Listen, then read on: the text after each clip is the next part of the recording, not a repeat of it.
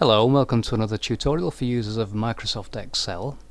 I just wanted to show you a couple of functions that are related to the if function that I think you might find useful. Certainly if you're doing tests at school, this may well come up. Those two functions are the COUNTIF function and the SUMIF function. Do slightly different things, but I'll go through them here and hopefully explain what they do.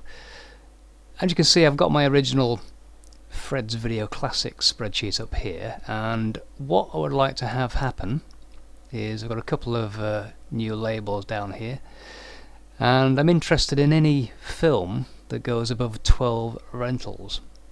And I've got two boxes here I want results to go in. One of them will simply tell me how many films have gone above 12 rentals, and the other box will tell me how much money those films have made. For example, I've got The Godfather there at 18 rentals, and that's generated £35.10. Okay, so if that was the only one that had gone above 12, then 18 would go into the total cell and £35.10 would go into the revenue cell. Obviously I've got three that have gone above 12 here, and what I would like to have happen in the revenue cell is these values adding up.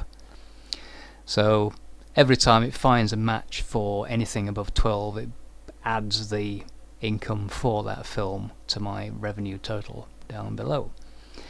It'll make more sense when I put these formulas together. Okay, so we'll do the first one, the COUNTIF, which will simply count how many films have gone above 12 rentals. So the function is equals COUNTIF. And now if you're using a version of Excel 2002 or above, as soon as you type the open bracket, you'll get the little help dialog there, or help box. Tooltip, I think they call it. And it simply there asks me for the range that I'm interested in, and the range of cells is C3 down to C8. In other words, the values that contain the rental numbers, or the cells that contain the rental values would make more sense. Okay, type a comma to separate the range from the criteria, and obviously what I'm going to do here is type in greater than 12, but the important thing is I have to put it between quotes. So I'm going to type open quote, greater than 12, close quote. If I don't do that, Excel will throw up an error message. I'm going to close the bracket and click on the tick, and we get the correct result, which is 3. Okay, so that's all it is. If you look at the formula bar, equals COUNTIF, open bracket, the range where the values that you're interested in are, and the second part after the comma is the criteria. Is it equal to a value, less than a value, greater than a value, etc. You can also match it to pieces of text. For example, I could be looking for the name Fred in a list of names, for instance, so you can use all sorts of different criteria. In the revenue cell then, coming back to C17, I want to actually add up what those three movies have made me, so I'm going to type in equals SUMIF. In other words, sum up some numbers if those numbers reach a certain criteria, match a certain criteria. So I've got three items you'll see on my tooltip. It wants the range, the criteria, and then the sum range. So the range is the same as previously, which is the rental values. Type a comma. The criteria, again, greater than 12, so between quotation marks, greater than 12, comma again, and finally the sum range. The sum range can actually be the same range of cells that I had initially selected, but in this case I want to look at the income values. Okay, so anytime a rental value goes above 12, I want it to add up the corresponding cell in the income column. Okay, close the bracket, because that completes the function. Click on the tick, and we get the revenue £105.30. Now I can obviously test that by manually adding things up, or I can check it's working by maybe changing one of the values here. So I'm going to move Citizen Kane from 12 to 13, and if you take a look at those two new result cells, you to see them jump up when I press the enter key, and my total rental or total movies goes to 4, and the revenue goes to £124.80.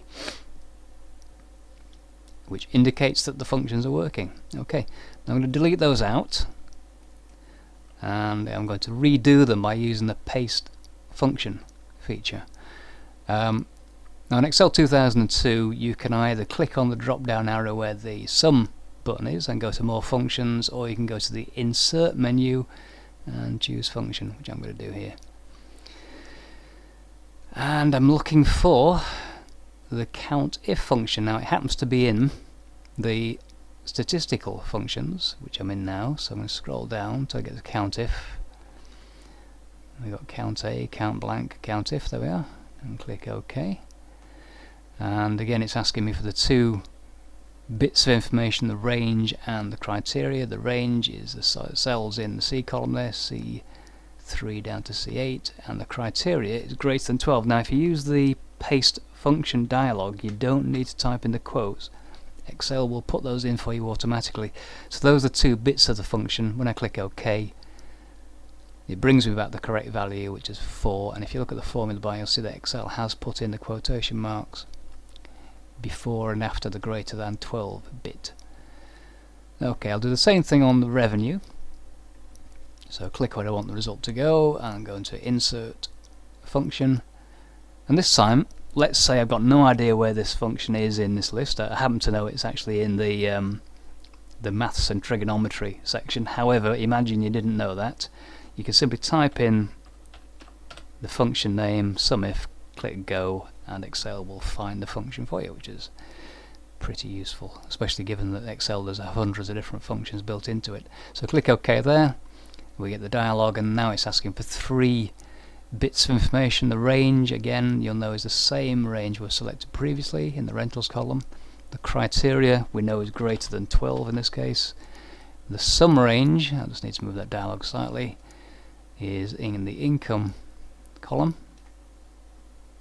B3 to B8, and it actually, as you know, in the function, the paste function dialog gives us the actual result of the formula before we click OK, just so we can test it's alright.